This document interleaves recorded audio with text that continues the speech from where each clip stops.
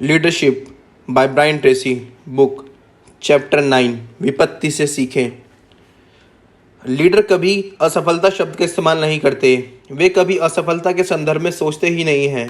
वे मूल्यवान सबक पहचानते हैं, सीखने के अनुभवों को ग्रहण करते हैं और अल्पकालीन झटकों को झेलते हैं, लेकिन कभी असफलता के संदर्भ में नहीं सोचते।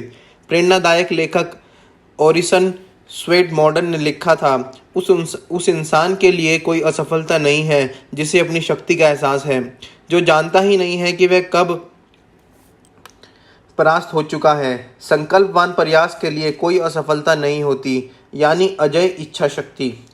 उस व्यक्ति के लिए कोई असफलता नहीं होती जो गिरने के बाद हर बार खड़ा हो जाता है, जो रबड़ की गेंद की तरह वापस उछल जाता है, जो तब भी जुटा रहता है जब हर कोई हौसला छोड़ देता है, तो तब भी धकाता रहता है जब बाकी सब मुड़ जाते हैं। बहुत साल पहले एक युवा एग्जीक्यूटिव ने IBM के थॉमस जे वॉटसन से पूछा था, मैं अपने करियर में ज़्यादा तेज़ी से आगे कैसे बढ़ सकता हूँ। वॉटसन का जवाब था, अपनी असफलता की दर दोगुनी कर लो। दूसरे शब्दों में, आप जितनी ज़्यादा बार असफल होते और सीखते हैं, आप उतने ही ज़्यादा तेज़ी से सफल होंगे। कुछ लीडर तो यह भी कहते हैं, अगर हम अपने बाज़ार में सफल होना चाहते हैं तो हमें यहाँ ज़्यादा तेज़ी से असफल होना होगा। दूसरे शब्दों में, हमें अपने सबक ज़्यादा जल्दी सीखने होंगे। हर साल 1-2 असफलताओं के बजाय 10-20 असफलताओं का अनुभव लें और इस बात की ज़्यादा संभावना है कि ज्ञान की दृष्टि से आप अपने बाज़ार पर वर्चस्व जमाने की स्थिति में होंगे। समाधान केंद्रित बने। लीडर झटकों और संकटों से निपटने में इसलिए सक्षम होते हैं क्योंकि वे समाधान केंद्रित होते हैं। यदि कोई समस्या है तो वो दोष देने के लिए किसी व्यक्ति को नहीं खोजते, बल्कि उससे निपटने के तरीके खोजते हैं। अपनी पुस्तक क्रंच पॉइंट में मैंने कुछ महत्वपूर्ण कदम बताए हैं जिनकी मदद से लीडर किसी संकट या विपत्ति पर प्रतिक्रिया कर सकता है, चाहे यह कितनी ही बड़ी क्यों ना हो।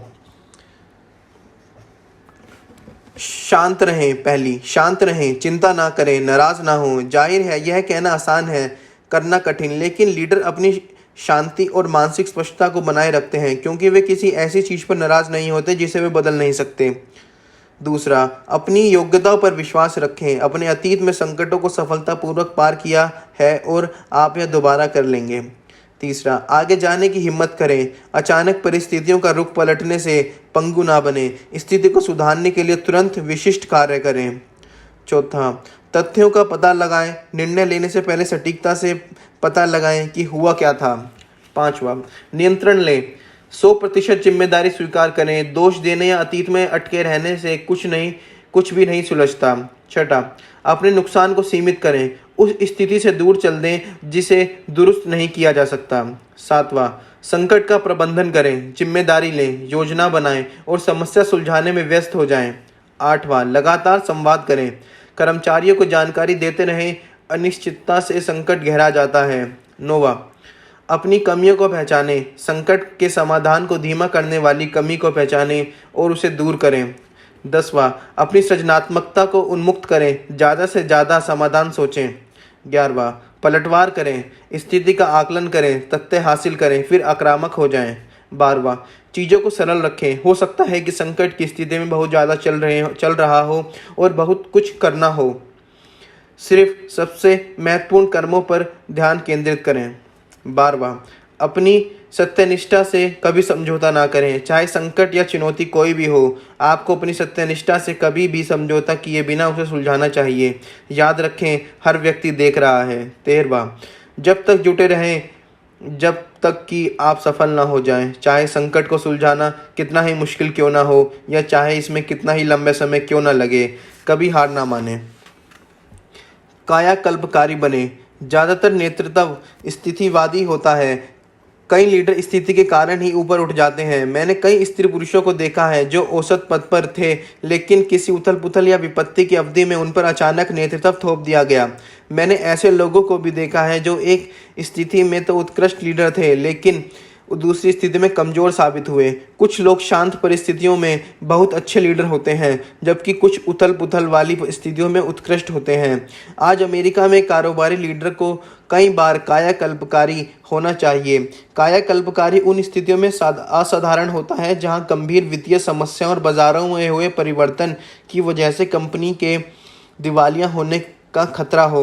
यह लीडर पुनर्गठन कर सकते हैं और कंपनी को दोबारा पटरी पर ला सकते हैं, कई बार तक कुछ सप्ताहों में, जबकि मौजूदा नेतृत्व का यह काम नहीं कर सकता। नेतृत्व बहुत ज़्यादा स्थितिवादी होता है, लेकिन विपत्ति में महान लीडर उभरकर सामने आते हैं। विपत्ति में ही यह तय होता है कि कोई लीडर महान है या नहीं। इसलिए जब भी आप अपने सामने किसी विपरीत स्थिति को देखें तो सोचें कि यह एक अवसर है जहां आप दिखा सकते हैं कि आप सही मिट्टी के बने हैं, कि आप में लीडर बनने के लिए ज़रूरी गुण हैं। विपत्ति सच्चे लीडर की को सामने लाती है। एपिक्टेटस ने लिखा था, परिस्थितियां इंसान को नहीं बनाती हैं, वे तो सिर्फ उसकी असलियत उसके सामने उजागर करती हैं। मुश्किल समय में सच्चे लीडर अलग दिख जाते हैं।